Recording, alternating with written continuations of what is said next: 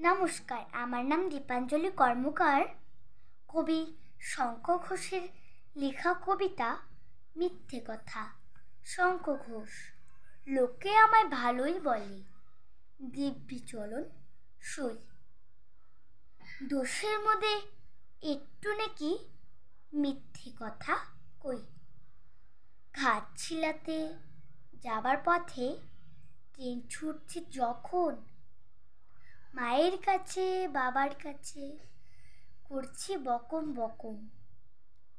হঠাৎ দেখি মাঠের মধ্যে চলন্ত সব গাছে এক এক রকম ভঙ্গি ফুটে, এক এক রকম নাচে।